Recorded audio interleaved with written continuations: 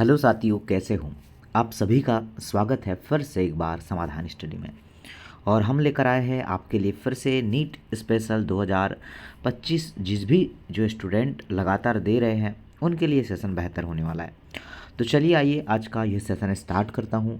और चीज़ें आप सभी के लिए ट्रांसपेरेंट रूप से हम प्रोवाइड कर रहे हैं। जो है साथियों, हम लोग रेगुलरली चीज़ें आपको प्रोवाइड कर रहे हैं।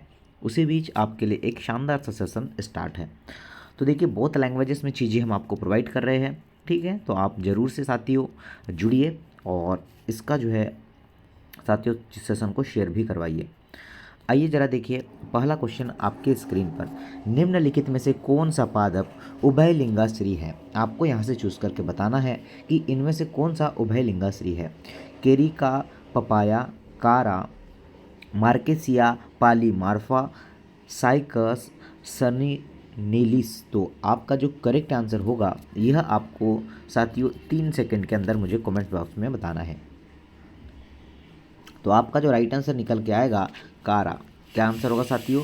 ऑप्शन नंबर बी, कारा इज अ राइट आंसर। आइए जरा नेक्स्ट क्वेश्चन पर चर्चा करते हैं। परिपक्व अवस्था में एक प्रारूपी आवृत बीजी भ्रूणकोश निम्नलिखित में से होता है। ऑप्शन सुनिएगा, 8 केंद्रिकी और 7 केंद्रिकीय, 7 केंद्रिकी और 8 कोशिकीय, 7 केंद्रिकीय, 7 कोशिकीय, 8 केंद्रिकीय और 8 कोशिकीय। अब क्या आंसर हो सकता है?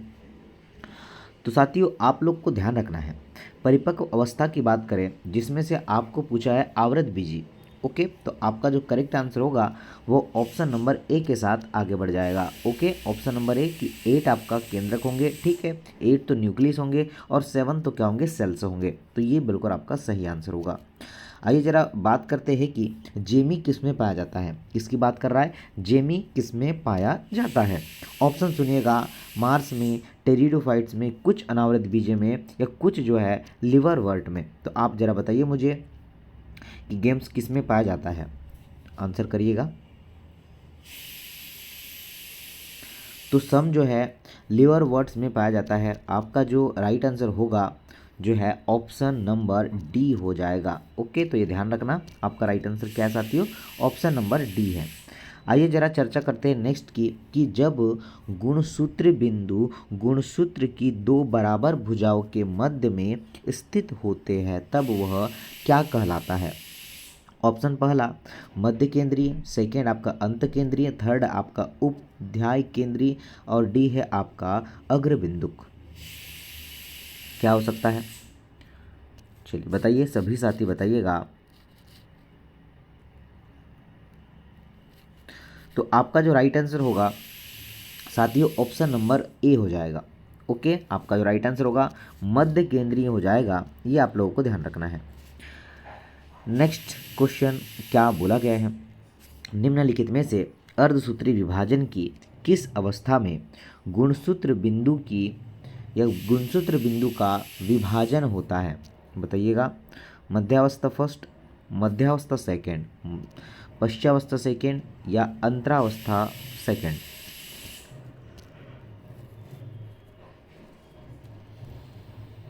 चलिए बताइए क्या हो सकता है।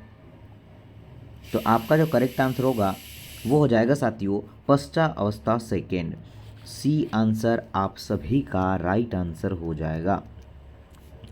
नेक्स्ट क्वेश्चन कि सारगम में CO2 स्थिरीकरण में पाया पहला स्थायी उत्पादन या उत्पाद क्या है? पहला पायरविक अम्ल, ऑक्जेलो एसिटिक अम्ल, सक्सिनिक अम्ल, फास्फोग्लिसरिक अम्ल। क्या होगा? नोट करके बताइए साथियों। आपका अगर राइट आंसर है कि सर जो है सरगम में कार्बन डाइऑक्साइड स्थिरीकरण में पहली स्थायी उत्पाद की अगर बात करें तो वो होगा साथियों ऑक्जेलो एसिटिक अम्ल। Option number B is a right answer. Okay, next की बात करता हूँ। निम्नलिखित में से कौन सा कारक एक समशिष्ट फाउंडर प्रभाव उत्पन्न करता है? क्या करता है? फाउंडर प्रभाव उत्पन्न करता है। प्राकृतिक चयन, अनुवांशिक पुनर्योजन, उत्परिवर्तन या अनुवांशिक विचलन। तो आपका जो राइट आंसर होगा वो डी हो जाएगा, अनुवांशिक विचलन। Option number D is a right answer. Next की बात करते हैं। देखिए नेक्स्ट क्या है। निम्नलिखित में से गलत कथन कौन सा है? निम्नलिखित में से गलत कथन कौन सा है? परिपक्व चालिनी नलिका तत्वों में एक स्पष्ट केंद्रक और साधारण कोशिकीय उपांग होते हैं। सेकेंड देखिएगा, सूक्ष्म पादपों और जंतुओं दोनों में पाई जाती है। थर्ड है, परिकेंद्रकीय जो है अवकाश केंद्र के अंदर उपस्थित पदार्थ और कोशिकीयों में उपस्थित पदार्थों के बीच अवरोध का काम करता है। डी की बात करेंगे कि केंद्रक, छिद्र केंद्रक और कोशिका द्रव के बीच दोनों दिशाओं में प्रोटीन और आरएनए अणुओं के लिए एक पथ की भांति कार्य करता है। तो यहाँ पर अगर गलत बात करते हैं, गलत कथन हमें चयन करना है। परिपक्व चलनी नलिका तत्वों में एक जो है स्पष्ट केंद्रक और साधारण कोशिकीय उपांग होता है। ये आपका सही आंसर है, जो यहाँ पर गलत दिया है। बाकी सारे जो है भाई ये सही है। ओके, आगे देखिए। अंतरजातीय परिजीविता को किस प्रकार निरूपित किया जाता है? बताइएगा। जैसे कि जाति ए नेगेटिव, जाति बी शून्य, जाति ए पॉजिटिव, जाति बी भी पॉजिटिव। चलिए सॉल्व करिएगा। सभी साथी थोड़ा माइंड को जो है रीड करिएगा। अभी अधिकतर क्वेश्चन जो है ऐसे ही बनते हैं। तो पहला जो जाति होगी, ठीक है, तो वो होगी आपका ए नेगेटिव, बी होगी शून्य। Option number B correct answer है। कार्बन, नाइट्रोजन, फास्फोरस और कैल्शियम जैसे पोषकों की मृदा में मात्रा किसी दिए गए समय में किसी संदर्भित की जाती है। मतलब कैसे संदर्भित की जाती है, ये आपसे बोला गया है। चरम अवस्था, चरम समुदाय, स्थायी अवस्था, स्थायी फल। चलो बताओ क्या होगा। तो आपका जो राइट आंसर होगा वो ऑप्शन नंबर सी हो जाएगा। ठीक है, स्थायी अवस्था। Option number C is a right answer. Next की बात करते हैं। देखिए, निम्नलिखित में से किस शैवाल में संचयी खाद्य के रूप में मेनिटॉल होता है? निम्नलिखित में से किस शैवाल में संचयी खाद्य के रूप में मेनिटॉल होता है? जो है ऑक्टोकार्पस, ग्रासिलेरिया, वॉलवॉक्सी, यूलेथ्रिक्स। क्या हो सकता है? अगर स्थायी जो है खाद्य के रूप में हम लेंगे तो ये होगा हमारा right answer ectocarpales. Option number A is a right answer. Ectocarpales is a right answer. Next question, प्रकृति में अंतर्राज्यीय प्रतिस्पर्धा के बावजूद प्रतिस्पर्धा करने वाले जातियों की अपनी उत्तरजीविता के लिए कौन सी विधि का विकास होता है? संसाधन विभाजन, स्पर्धा निर्मुक्त, सहोपकारिता, भक्षण। क्या होगा? तो नोट करिएगा, आपका जो राइट आंसर है संसाधन विभाजन। ऑप्शन नंबर बी बिल्कुल करेक्ट आंसर है, संसाधन विभाजन। नेक्स्ट होगा, कुछ वंश जैसे कि सेलेनी जो है सेलेजिनेला और साल्विनिया दो प्रकार के बीजाणु उत्पन्न करते हैं। ऐसे पादपों को क्या कहते हैं? बताओ जरा। होमोसोरस, हेट्रोसोरस, सम बीजाणुक, विषम बीजाणुक। ओके, तो हमारा जो करेक्ट आंसर होगा डी विषम बीजाणुक। D is the right answer. विषम बीजाणु सही आंसर है। प्रकाश कालिता के दौरान पादपों में प्रकाश के अवगमन का स्थान कौन सा है? प्ररोह शीर्ष, तना, कक्षीय कलिका, पत्ती।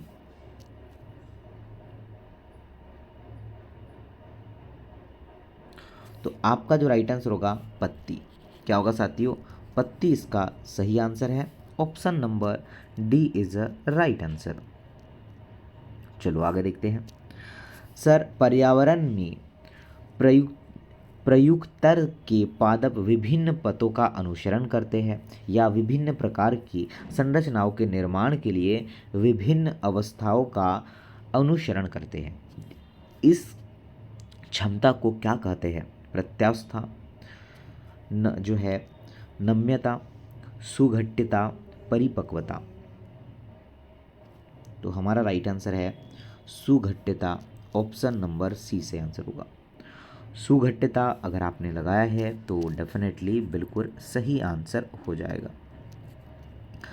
चलिए अब यहाँ पर सही जोड़ी एक शानदार सा क्वेश्चन है, इसको हम मिलान करते, छोटा कर देता हूँ ताकि आपको चले बहुत चीज़ें भी दिखे, चले इंग्लिश में भी देखने वाले बच्चे देख सकते हैं।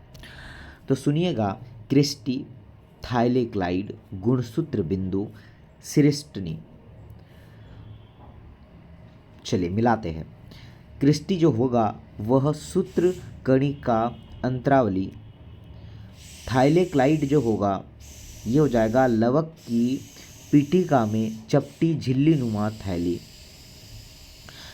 जो है गुणसूत्र बिंदु सी जो है गुणसूत्र में प्रथम संकीर्ण, और सर जो है सिस्टर्नी ये होगा आपका गाल्जी उपकरण में डिस्क आकार की थैली।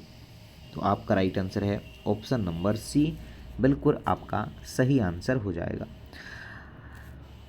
आगे देखिए, फर्स्ट सूची सेकंड सूची, फिर से वैसा ही क्वेश्चन।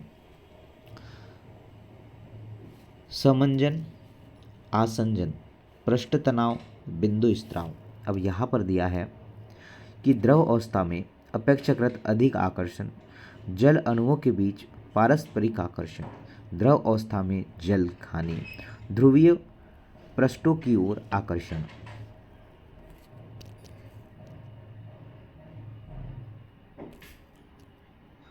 तो क्या हो सकता है बताऊं? मिलाते हैं। ससंजन की बात करूंगा तो जल अणुओं के बीच पारस्परिक आकर्षण। आसंजन जो होगा वह ध्रुवीय पृष्ठों की ओर आकर्षण। पृष्ठीय तनाव जो है वो होगा साथियों द्रव अवस्था में अपेक्षाकृत अधिक आकर्षण। बिंदु स्त्राव है वह द्रव अवस्था में जल की हानि होगा। ऑप्शन नंबर ए बिल्कुल इसका सही आंसर है। चलिए बन रही है साथियों चीज़ें, मज़ा आ रहा है। आगे देखिए, जेल पर रखे जो है इथिडीमिन ब्रोमाइड से अभिरंजित डीएनए रज्जुकी को जब यूवी विकिरण के अंतर्गत देखा जाता है तब वे कौन कैसे दिखते हैं? पीली पट्टियाँ, चमकीली नारंगी पट्टियाँ, गहरी लाल पट्टियाँ, चमकीली नारंगी पट्टियाँ। तो हमारा जो सही आंसर होगा वह साथियों बी हो जाएगा, चमकीली नारंगी पट्टियाँ इस क्वेश्चन का सही आंसर है। चमकीली नारंगी पट्टियाँ बिल्कुल इसका सही आंसर निकल के आएगा। आइए जरा आगे अगर बोला जाए कि एक पादप के परागकोश में पराग कणों के एक विभिन्न पादप के वर्तिकाग्र पर स्थानांतरण के लिए कौन सा शब्द प्रयुक्त होता है? इसमें परागण के दौरान परिपक्व जो है वर्तिकाग्र पर आनुवांशिक रूप से विभिन्न प्रकार के परागण पाए जाते हैं। परनिषेचित, जो है समजात पुष्पी परागण, उन्मूली परागण, अनुन्मूलीय परागण। क्या होगा?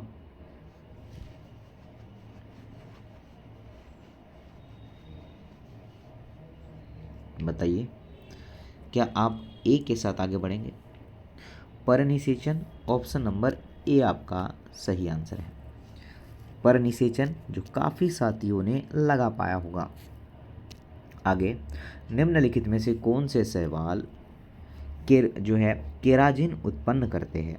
हरित शैवाल, भूरे शैवाल, लाल शैवाल, नीले हरे शैवाल। क्या उत्पन्न करेंगे? केराजिन। तो हमारा रेड शैवाल, ऑप्शन नंबर सी सही आंसर है। ओके, जिन्होंने सी लगाया है तो बिल्कुल सही आंसर होगा। आइए जरा एक क्वेश्चन आपको देते हैं, निम्नलिखित में से कौन सा सही नहीं है? इस क्वेश्चन का आंसर हर बच्चा कमेंट्स करके बताइएगा, जिससे मुझे समझ आए कि कितना बच्चा इस क्लास को देख रहा है। ठीक है, इस क्वेश्चन का आंसर सारे बच्चे बताएंगे मुझे। ये हिंदी इंग्लिश जो भी बच्चा देखिए, तो चीज़ें आप सभी के लिए हम दे रहे हैं। शेयर करिएगा और लाइक करते रह जाइएगा। धन्यवाद, मिलता हूँ नेक्स्ट सेशन में। जय हिंद।